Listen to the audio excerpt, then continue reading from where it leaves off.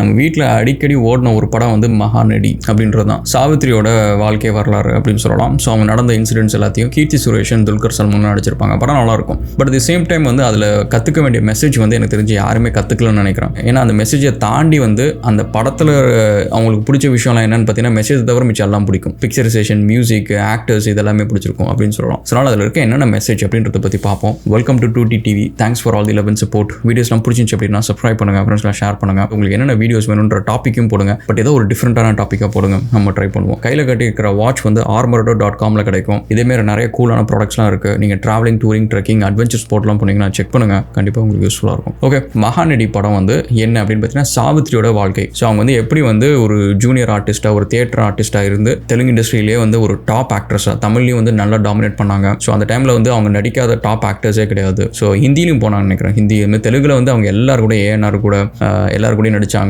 ஜெமினி கூட, இங்கே வந்து சிவாஜி கூட. ஸோ அந்தளவுக்கு ஒரு டாப் ஆக்ட்ரஸ் அப்படின்னு தான் சொல்லணும். பட் என்ன அப்படின்னு ஆச்சுன்னு பார்த்தீங்கன்னா, ஸோ அந்த மாதிரி உச்சத்துக்கு போனவங்க வந்து போதை பழக்கத்துக்கு அடிமையாகி நிறைய பேருக்கு தேவையில்லாமல் நிறைய தானம் பண்ணி கடைசி காலத்தில் வந்து தனக்குன்னு பார்த்துக்கிறதுக்கு ஒரு ஆள் கூட இல்லாமல், ஒரு உதவி பண்ண முடியாமல் தனியாக இறந்து போனது தான் வந்து அந்த கதையோட முடிவு அப்படின்னு பார்க்கலாம். இது வந்ததுக்கு அப்புறம் வந்து இதில் இருக்கிற மெசேஜ் வந்து நிறைய பேர் புரிஞ்சுக்கிட்ட மாதிரி தெரியல. என்னென்னு சொல்லிட்டு ஃபர்ஸ்ட் பார்ப்போம். ஃபர்ஸ்ட் விஷயம் என்ன அப்படின்னு பார்த்தீங்கன்னு வச்சுக்கோங்களேன், எல்லாத்துக்குமே வந்து ஒரு ஜஸ்டிஃபிகேஷன் இருக்கும். ஒரு பண்ணுற தப்பை வந்து இந்த படத்தில் வந்து ஜஸ்டிஃபை பண்ணுவாங்க. ஏன்னா அந்த கேரக்டரை பற்றி க்ளோரிஃபை பண்ண முடியும் அப்படின்னு சொல்லிட்டு, விச் இஸ் ஃபண்டமெண்டலி வந்து அதனால தான் நிறைய பேருக்கு அந்த படத்தை பிடிச்சிருக்கு. எல்லாம் நியாயப்படுத்துறாங்க. ஏன்னா இங்கே வந்து செலிபிரிட்டி வந்து தண்ணி அடிச்சோ இல்லை வந்து ட்ரக்ஸ் யூஸ் பண்ணி சாவறது வந்து எதுவும் இந்த படத்தில் நடந்த ஒரே ஒரு இன்சிடென்ட் மாதிரியும் கிடையாது. ஹீத் லெஜர் அப்படின்னு சொல்லிட்டு கிறிஸ்டோபர் நோலன் படத்தில் ஜோக்கர்னு சொல்லிட்டு ஒரு கேரக்டர் பண்ணி உலகம் முழுக்க ஃபேமஸ் ஆனார். ஃபேமஸ் ஆகி ஒரு கொஞ்ச நாள்லேயே வந்து அந்த படம் ஓடிட்டே இருக்கிறப்ப கொஞ்ச நாள்லேயே வந்து ட்ரக் ஓவர் டோஸில் வந்து இவர் இறந்து போனார். இந்த படத்தில் வந்து அவங்க இவ்வளோ தண்ணி அடிக்கிறதுக்கு காரணம் என்ன சொல்கிறாங்க அப்படின்னா வந்து ஜெமினி கணேசன் வந்து அவரை விட்டுட்டு போயிட்டாங்க, அந்த சோகத்தில் வந்து இவங்க தண்ணி அடிச்சாங்க அப்படின்ட்டு. அப்போ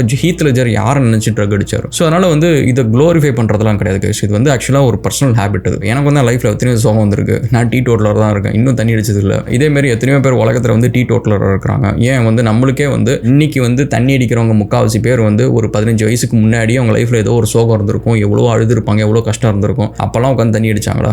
வாய்ப்பு இருக்குது அவங்களுக்கு அது ஒரு போதை, அதை செய்கிறாங்க, அவ்வளோதான். அதுக்கு வந்து ஒரு எக்ஸ்கியூஸ். அந்த தண்ணி அடிக்கிறவங்க வந்து வெறுமனே சோகத்தில் இருக்கிற மட்டும் தான் அடிக்கிறாங்களா? இல்லைங்க, அவங்க சந்தோஷத்தில் இருக்கிறதுக்கு அடிப்பாங்க, சம்டைம்ஸ் போர் அடிச்சாலும் அடிப்பாங்க. ஸோ அதனால் அது வந்து ஒரு அடிக்ஷன், அது அவ்வளோதான். அதனால் அதை க்ளோரிஃபை பண்ணுறது it's not right, first thing. And second வந்து ரிலேஷன்ஷிப். ஸோ ரிலேஷன்ஷிப் அப்படின்ற ஒரு விஷயத்தை பொறுத்த வரைக்கும் முக்கால்வாசி ரிலேஷன்ஷிப்பில் வந்து 2 பேர்கிட்டையுமே ஃபால்ட் இருக்கும். ஸோ ஒருத்தங்க கிட்ட வந்து 100% அவங்க வந்து கரெக்டு, இன்னொருத்தவங்க வந்து 100% தப்பு அப்படின்ற மாரி ஒரு நீங்கள் நானும் வந்து ரிலேஷன்ஷிப்புக்கு புதுசு கிடையாது. ஸோ நம்ம எல்லாருமே வந்து ரிலேஷன்ஷிப்பை தாண்டி தான் வந்திருப்போம். யாருமே வந்து 100% நல்லவங்களும் கிடையாது, யாருமே 100% கெட்டவங்களும் கிடையாது. ஸோ அப்படி இருக்கிறப்ப நம்மளை தாண்டி ஒருத்தவங்க இன்னொருத்தவங்கள்ட்ட போகிறாங்க அப்படின்றதுக்கு நிறைய நேரம் நம்மள்ட்ட காரணம் நம்மகிட்டேயும் இருக்கும். ஸோ அவங்கள மட்டுமே நம்ம ப்ளேம் பண்ணிருக்கூடாது, அவங்க தான் 100% தப்பு அப்படின்றதும் இருக்கக்கூடாது. ஒன்றும் இல்லைங்க, நீங்கள் வந்து அவதார் படத்தை எடுத்துக்கோங்க. அந்த படத்தில் நீங்கள் எடுத்துக்கிட்டிங்கன்னா ஒரு பக்கம் வந்து அந்த அவதார் கேரக்டர்ஸ் எல்லாத்தையுமே வந்து ரொம்ப உத்தமனாக க்ளோரிஃபை பண்ணி காட்டுறதுக்காக அவங்க இருக்கிற உலகம்லாம் அப்படியே ரொம்ப ஈகோ ஃப்ரெண்ட்லியாக இருக்கும். அனிமல்ஸ் எல்லாம் பார்த்தீங்கன்னு வச்சுக்கோங்களேன், ஒரு ஷார்க் இருக்கும், ஒரு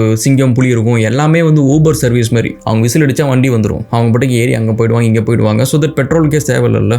வீடு ட்ரான்ஸ்ஃபர் பண்ணணும் அப்படின்னா வந்து ஒரு வேல் மேலே தூக்கி பீரோ எல்லாத்தையும் எடுத்து வச்சுட்டு அதை ட்ரான்ஸ்ஃபர் பண்ணி கொடுத்துரும். ஸோ அப்படின்ற மாதிரி ஓவராக வந்து இவங்க சைடு வந்து இன்னமும் ஒரு குப்பையை கூட கீழே போட மாட்டாங்க, ரொம்ப நல்லவங்களா ரெண்டு பார்ட்லையுமே கிட்டத்தட்ட அப்படி காமிச்சிருப்பாங்க. ஸோ அந்த மாதிரி வந்து எல்லா தப்பையுமே வந்து க்ளோரிஃபை பண்ணி இந்த படத்தில் இருக்கும். இந்த படத்தில் ஜென்ரலாக ஹீரோ கேரக்டர் அப்படின்னா அது அப்படி தான் காட்டணும், இல்லைன்னா மக்களுக்கு அப்புறம் ஒன்ற மாட்டாங்க அந்த கேரக்டர் கூட. செகண்ட் வந்து இந்த ரிலேஷன்ஷிப் அப்படின்ற ஒரு விஷயத்தில் வந்து ஒரு பக்கம் மட்டும் தப்பு அப்படின்னு சொல்கிறது வந்து I don't believe in it. So அதுக்குள்ளார நம்ம போக விரும்பல. அவங்க பிரச்சனை நம்மளுக்கு தெரியாது, அவங்களுக்கு தான் தெரியும். பட் அது வந்து நம்ம எல்லாரும் பார்க்குற ரிலேஷன்ஷிப் தான். ஸோ எல்லா ரிலேஷன்ஷிப்லேயும் வந்து 2 பேர் சைட்லையுமே வந்து ஒரு ப்ராப்ளம் இருக்கும். அது 2 பேருக்குமே ஏதோ ஒரு விஷயத்தில் ஹேண்டில் பண்ண தெரியாது, அதனால தான் ஃப்ரிக்ஷன் வருது, அதனால தான் ரிலேஷன்ஷிப் கட்டுறது அப்படின்றது. அண்ட் நெக்ஸ்ட் வந்து மணி மேனேஜ்மெண்ட். இன்றைக்கும் வந்து நம்ம கண் முன்னாடி இருக்கிற நிறைய எக்ஸாம்பிள்ஸ் நம்ம பார்க்குறோம். லைஃப்பில் வந்து ரொம்ப கீழே இருந்து லைஃப்பில் மேலே வந்திருப்பாங்க. வந்ததுக்கப்புறமும் அந்த பணம் வந்து அவங்க தானம் பண்ணுவாங்க, எல்லாம் பண்ணுவாங்க. ஆனால் அவங்க லைஃப்பில் அவங்க க்ரோ ஆகிறது நிறுத்திட்டுலாம் பண்ண மாட்டாங்க. அந்த கையில் இருக்கிறது எல்லாத்தையும் கொடுத்துட்டுலாம் அவங்க பண்ண மாட்டாங்க. தனக்கு மிஞ்சியது தான் தானம்ன்றது வந்து கீழேருந்து லைஃப்பில் வந்தவன் கஷ்டப்பட்டு லைஃப்பை பணத்தை சம்பாதிச்சவனுக்கு அது தெரியும். பட் இந்த படத்தில் வந்து சும்மா போகிற வரங்களுக்குலாம் எடுத்து கொடுக்குறது, இது பண்ணுறது அப்படின்றது வந்து புத்திசாலித்தனமான ஒரு விஷயம் கிடையாது. அதில் வந்து அந்த படத்தில் வந்து அதை க்ளோரிஃபை பண்ணுறதுக்காக அவங்க கேட்டவனே இவங்க உடனே மனசு இலகி கொடுத்தது அந்த மாதிரிலாம் இல்லை. பேசிக்லி வந்து நம்மளுக்கு நம்ம அவ்வளோ கஷ்டப்பட்டு அந்த பணம் நம்மள்ட்ட வரலான்னு அர்த்தம். அவ்வளோ கஷ்டப்பட்டு வந்துச்சுன்னு வச்சுக்கோங்களேன், ஒன்றும் இல்லைங்க. இப்போ நீங்கள் வந்து என்னதான் ஆசையாக நீங்கள் ஒரு பிள்ளையை வளர்த்தாலும் சரி, நீங்கள் கஷ்டப்பட்டு வீட்டுக்கு ஒரு 50 ரூபா எடுத்துகிட்டு வரீங்க. அந்த 50 ரூபாயில் வந்து அவங்க சாப்பாடு வாங்கி அந்த சாப்பாடை வந்து பிள்ளைங்க விட்டெறியுது, தூக்கிடுதுன்னா அது எவ்வளோ எவ்வளோ கோவம் வரும். ஸோ அப்படி இருக்கிறப்ப பணத்தை யார் கஷ்டப்பட்டு எவ்வளோ சம்பாதிச்சாலும் சரி, அதில் எவ்வளோ சின்னதாக யாராவது ஒருத்தங்க வேஸ்ட் பண்ணாலும் அந்த கோவம் வரதான் செய்யும். அந்த கோவம் வரலன்னு வச்சுக்கோங்க, அந்த பணம் வந்து அவ்வளோ கஷ்டப்பட்டு வந்த பணம் இல்லை, ரொம்ப ஈஸியாக வந்த பணம், நம்ம திறமை உழைப்புக்கு மேலே வந்து எக்கச்சக்கமாக கொடுத்த பணம் அப்படின்றது தான். ஸோ அதனால் இதுக்காக அவங்களுக்கு அவங்க உழைக்கலையா அவங்களுக்கு திறமை இல்லையா அப்படிலாம் கிடையாது. பட் எனக்கு இந்த கான்செப்ட் ஆஃப் மணின்றதை பொறுத்த வரைக்கும் அந்த ஆக்ட்ரஸ் அந்த கதையை பற்றி நான் சொல்லலை, ஜென்ரலாகவே. இப்போ எனக்குமே நான் வந்து பணத்தை ரொம்ப துச்சமாக செலவு பண்ணுறேன்னா அந்த டைமில் வந்து என்னோட இதுக்கு மேலே எனக்கு வருது பணம், என்னோட உழைப்புக்கு மேலே வருது. இப்போ இன்னைக்கு நீங்கள் பார்த்தீங்கன்னா ஒரு வருஷத்துக்கு வந்து கிட்டத்தட்ட 365 வீடியோ நான் போடுவேன். கடந்த 4 வருஷமாக ரெகுலராக இந்த மாதிரி தான். ஒரு வருஷம்லாம் கிட்டத்தட்ட 600 வீடியோ போட்டிருக்கேன். ஸோ அப்போ வந்து இந்த கன்சிஸ்டண்ட்டாக நான் எஃபர்ட்டை போட்டு எனக்கு என்ன பணம் வருதோ அந்த பணத்தை வந்து நான் எந்த சேனல் வந்து இது வரைக்கும் எல்லாத்தையுமே ஆஸ்ட்ரகுலன் வந்த சேனல் வந்து பணம் எல்லாத்தையுமே நான் டொனேட் பண்ணிட்டேன். எந்த பணமே நம்ம எதுவும் யூஸ் பண்ணல. பட் அந்த மாதிரி வந்து ஒரு எஃபர்ட்டில் வர பணத்தை வந்து நம்ம அவ்வளோ சீக்கிரம் வந்து யாருக்கும் அப்படிலாம் கொடுக்கலாம் முடியாது. ஸோ அது வந்து கம்ப்ளீட் மேனேஜ்மெண்ட் ஆஃப் மணி. ஏன்னா அது வந்து நீங்கள் எண்ட் ரிசல்ட் நீங்கள் பார்ப்பீங்க. எண்ட் ரிசல்ட் வந்து அந்த பணம் வந்து வேஸ்ட் பண்ணப்பட்ட பணம் அப்படின்றது வந்து நீங்கள் பார்ப்பீங்க. ஏன்னா கடைசியாக அவங்களுக்கு உடம்பு சரியில்லை, அவங்களுக்கு வந்து ஹாஸ்பிட்டலில் வந்து தனியாக கீழே அவங்க சாவித்திரி வந்து இறந்தது வந்து ஹாஸ்பிட்டலில் வந்து அவங்க இறந்ததுக்கப்புறம் ஸ்ட்ரக்சரில் வந்து ஃப்ளோரில் போட்டு வச்சிருந்தாங்களாம். ஸோ அந்த படத்தில் காமிச்சாங்களும் தெரியல, பட் அது மாதிரி தான் ரியலாக நடந்துச்சு. நம்ம பணத்தை எவ்வளோ தப்பாக செலவு பண்ணியிருக்கோம் அப்படின்றது வந்து ஒரு எக்ஸாம்பிள். இதுக்காக நம்ம தான தர்மம் பண்ணக்கூடாதா அப்படின்னு கேட்டிங்கன்னா தனக்கு மிஞ்சியது தான் தானம். ஸோ அதை ஞாபகம் வச்சுக்கோங்க.